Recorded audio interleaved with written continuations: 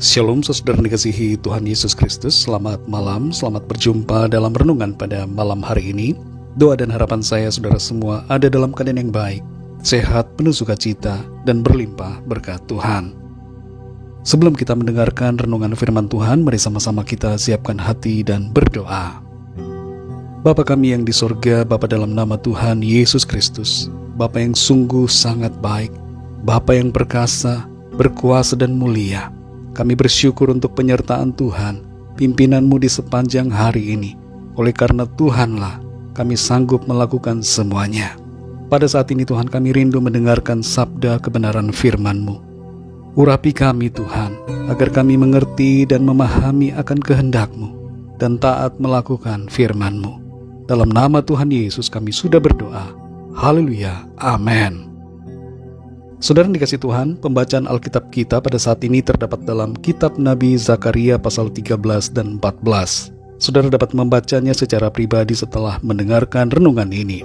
Saya akan membaca Zakaria pasal 13 ayat yang ke-9. Tertulis demikian. Aku akan menaruh yang sepertiga itu dalam api, dan akan memurnikan mereka seperti orang memurnikan perak.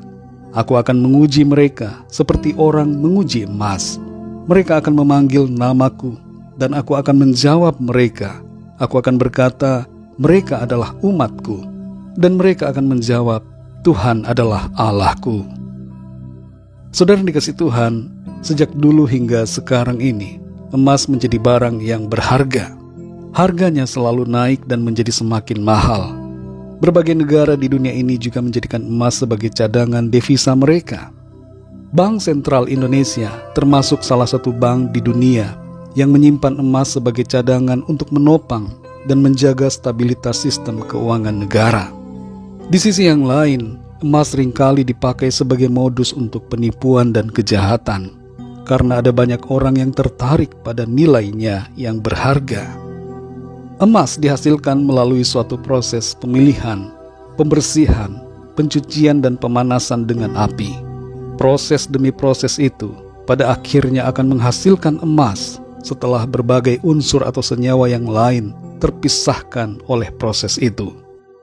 Dalam ayat ini firman Tuhan berbicara tentang ujian yang akan terjadi atas sisa umat Israel yang tertinggal. Sebelum ayat ini ada ayat yang ke-7 yang berbicara tentang nubuatan mengenai Mesias yang akan disalibkan. Isi dari ayat yang ke-7 ini juga diucapkan oleh Tuhan Yesus kepada para muridnya pada malam perjamuan terakhir sebelum ia ditangkap di Taman Getsemani. Secara khusus saudara, ayat yang ke-9 berbicara tentang suatu pemurnian, penyaringan dan pengujian yang akan terjadi bagi semua orang. Pengujian ini diibaratkan seperti pengujian atau pemurnian emas. Iman setiap orang akan diuji melalui berbagai peristiwa, pengalaman dan situasi di akhir zaman. Apakah iman itu benar-benar murni ataukah palsu? Apakah kita sungguh-sungguh mengasihi Tuhan ataukah hanya setengah hati dalam mengikutinya? Pemurnian dan penyaringan selalu terjadi dalam kehidupan kita setiap hari. Pandemi menjadi contohnya. Pandemi adalah sebuah ujian bagi kita semua. Krisis ekonomi juga menjadi ujian, dan berbagai peristiwa yang terjadi di dunia ini maupun yang terjadi pada kita secara pribadi merupakan ujian yang memurnikan iman kita. Tuhan menghendaki agar kita semua senantiasa bersukacita dalam segala keadaan dan tetap mengasihinya walaupun ada banyak persoalan dan kesukaran. Tetap mengimani Dia dan berpegang teguh pada firman-Nya. Dalam 1 Petrus 1 ayat 6-7 di situ tertulis, bergembiralah akan hal itu, sekalipun sekarang ini kamu seketika harus berduka cita oleh berbagai-bagai pencobaan. Maksud semuanya itu ialah untuk membuktikan kemurnian imanmu, yang jauh lebih tinggi nilainya daripada emas yang fana, yang diuji kemurniannya dengan api, sehingga kamu memperoleh puji-pujian dan kemuliaan dan kehormatan pada hari Yesus Kristus menyatakan dirinya. Orang yang murni imannya tidak akan pernah kehilangan iman dalam proses pengujian yang terjadi. Tapi orang yang tidak murni imannya akan nampak bahwa imannya yang pura-pura akan luntur dan lenyap dalam proses situasi. Saudara dikasih Tuhan, Kalau kita mengalami proses yang tidak enak dalam hidup kita mengalami berbagai kesukaran, bahkan penderitaan, ingatlah bahwa kita sedang diuji, iman kita sedang dimurnikan. Tuhan sedang membersihkan kita, agar kita menjadi suci, kudus, dan sempurna di hadapan-Nya. Mari miliki iman yang murni di hadapan Tuhan, hati yang tulus mengasihi Tuhan, yang tidak pernah tergoyahkan, sekalipun ada berbagai kesukaran, penderitaan ataupun godaan.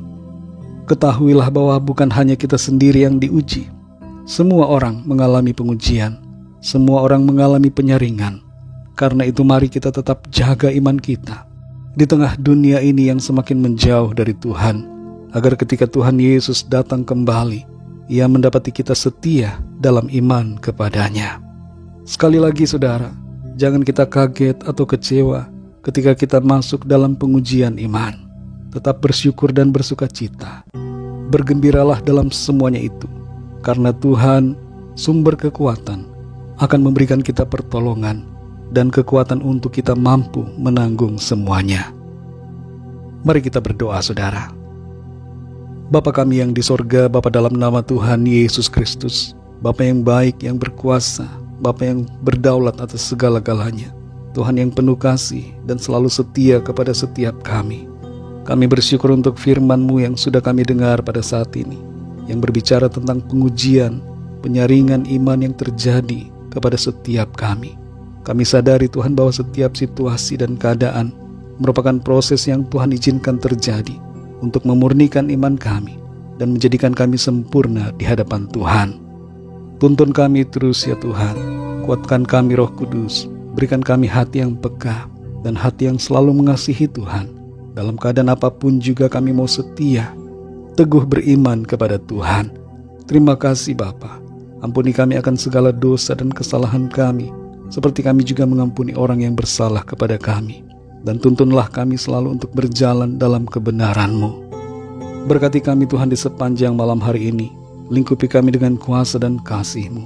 Berikan kami tidur yang nyenyak, dan bangunkan kembali besok pagi dengan kekuatan yang baru, tubuh yang disegarkan dan dikuatkan kembali oleh Tuhan. Kami bawa kepada-Mu ya Tuhan setiap permohonan doa, setiap pergumulan kami masing-masing secara pribadi, agar Tuhan melawat kami, memberikan apa yang kami perlukan, menyembuhkan yang sakit, menguatkan yang lemah, melepaskan yang terikat dan terbelenggu, dan memberikan jalan keluar yang ajaib bagi setiap kami yang sedang dalam persoalan. Kami percaya Tuhan menuntun kami masuk dalam rencana-Mu yang baik, yang indah dan sempurna. Terima kasih Bapa, kami mengucap syukur dan percayakan semuanya ke dalam tangan kasih-Mu.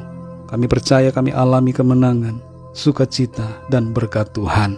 Dalam nama Tuhan Yesus Kristus, Tuhan dan Juru Selamat kami sudah berdoa dan mengucap syukur. Haleluya, amin. Puji Tuhan, saudara yang dikasihi Tuhan, saya percaya firman Tuhan menjadi berkat dan kekuatan buat saudara semua, dan Roh Kudus akan menolong saudara untuk lebih lagi memahami kebenaran firman Tuhan. Tuhan Yesus memberkati saudara semua. Selamat malam, selamat beristirahat, dan sampai jumpa dalam renungan yang berikutnya. Haleluya.